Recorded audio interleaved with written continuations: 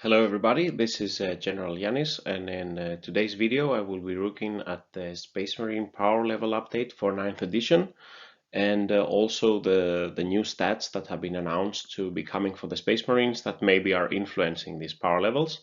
And then I will talk shortly about some Crusade lists for the Space Marines. So let's jump into it.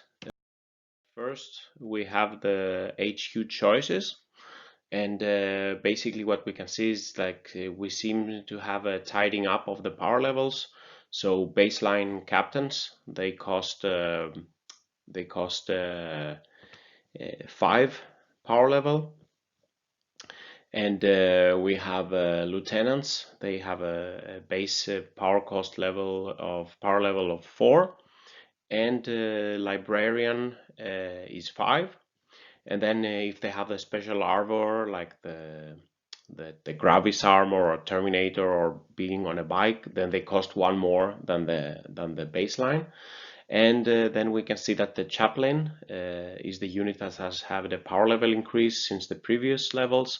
So now baseline go up to 5, and of course if they have the special armor like Terminator armor or jump pack or something like this, then they have 1 more, so 6. And we see also that there are no differences in power level from primaries and the normal or firstborn Marines. And now it's nice to see that the normal lieutenants are reduced power level to reach the primaries level. So these are the HQ's choices. So let's wander off to the troops. And here we see that that now for the main troops of the Space Marines, we see the Intercessor squad have unchanged power level of 5 for a squad of 5, and then for a bigger squad you go up to 10 power level. And we see that the Tactical squad and the Incursor squad now all have the same baseline of 5 for a squad of 5. And as we heard from Games Workshop, the normal Marines will also be getting 2 wounds like primaries. So I guess pretty much that means that there will be not so many differences going forward between the primaries and the normal Marines. But maybe the normal Marines could even be a bit better because they can still be transported in the old, cheaper transports versus primaries. That could be a difference, and it seems also that they will getting bigger range for the bolters, etc. The cheapest troop option power level wise is the Scout Squad, and compared to the previous edition, the only difference is for the bigger squad you pay 1 power level more. So again, it looks like all troops have similar power levels, and we have only the Scout squad being a bit cheaper than the Intercessors and the Tactical squad. And now let's move on to the elite choices. So a vast list here for the various elites, and we see mainly increases across the board.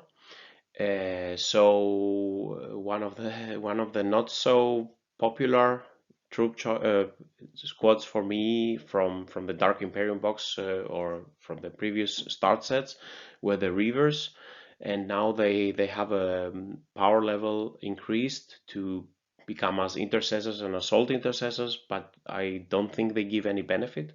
So you have the combat knife, and it gives you an extra attack and now minus AP. But the assault intercessors now they get with the Astartes chainsword, they get extra attacks and IP -1. So I cannot see any room for Reavers. I wouldn't know why you would choose to take those. The Terminators have unchanged power levels, and they are set to get 3 wounds according to Games Workshop. Now as the regular Marines and Intercessors have a 2 wounds. All the Dreadnoughts seem to be increased the power level, and probably this is due to the multi-melt now actually being a multi-weapon and getting 2 shots and making D6 plus 2 damage in half range. So I guess this is why the Dreadnoughts go up. Otherwise, we have Apothecaries going up and Ancient Terminator armor going up. And Aggressor squads and Centurions also have their power level increased. Now going over to the fast attack. Here we have also mainly increases. So we see the assault squad also going up in power level to the 5 for the 5-man squad, and if they have a jump pack, they have a power level 6 for the small squad, and a big increase for the big squads again. So if we have a 10-man squad, then it's before it was 7 and now it's 10. And the assault squad goes up. Probably the assault marines, I would assume, would also get the 2 wounds. And we have also the normal or previous bikes. The bike squad also increased their power levels, and the question is if they will also getting the stats more towards the outriders. And we see that the inceptors they receive a power level decrease. So this is for fast attack, and let's move forward to the heavy support. So the heavy support here we see that the Eradicator squad from the Indomitus box has a power level of 5, which is extremely good for what these guys can do. And if you compare it to the Hellblaster squad, which is unchanged, and the small squad has a power level of 8. So if we compare what these guys can do, so with the 3 Eradicators, you have a squad that has 9 wounds, and it can dish out 6 shots at 24 inches range with strength 8, AP minus 4, and a damage d6. And I assume they will also get a plus 2 damage when they are within 12 inch. And if this is the Eradicator squad, of course you get the 6 shots by only shooting at 1 unit, but I think with three models in the unit, you would always aim for 1 unit to get the double shots.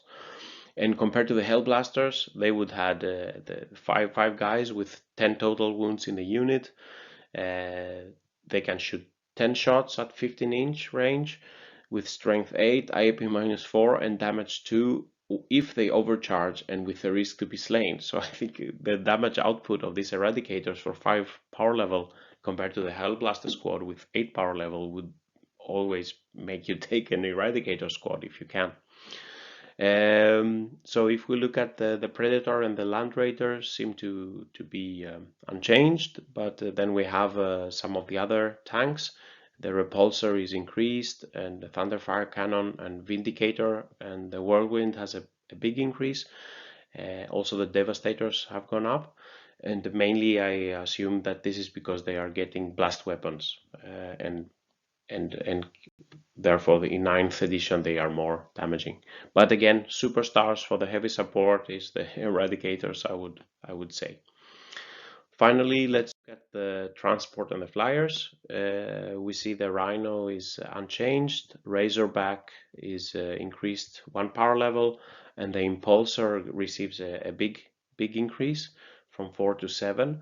So to transport the Primaris Marines and add some firepower, you need a power level of 7. And if we look then at the flyers, we see that all of them are slightly increased in power.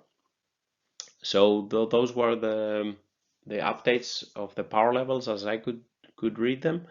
And if we go through some examples for a Crusade list, I have here 2 examples. The first example is a 50 power level Crusade list, and basically this is the Indomitus box. So if you take all the Marines from the Indomitus, fun enough, they give a power level of 49, and I think you can take the whole Indomitus box on a Crusade with a total of power level 49, and they are intended for the task, I think, with the skeletons and all the grimdark accessories they have.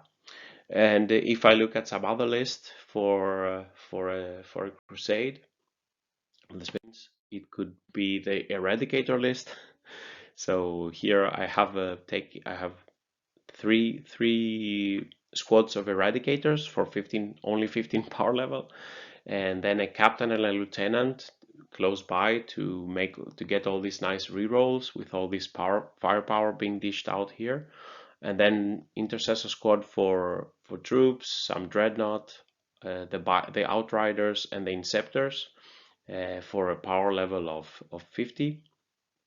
And so okay, maybe I went a bit overboard with the 3 squad of Eradicators if they can be used in a patrol, but in this list, okay, you can add a bit more troops and then you can take a battalion.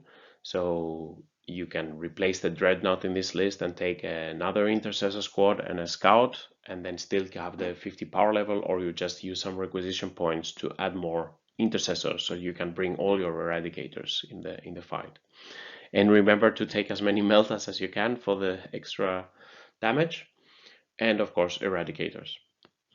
Alright, so this concludes my review, and if you like this video, please you can subscribe to the channel or leave some comments. If you have some ideas on a Crusade list, feel free to share, and see you next time on the next video, and have a nice Warhammer gaming out there, and stay safe. Bye bye from General Yanis.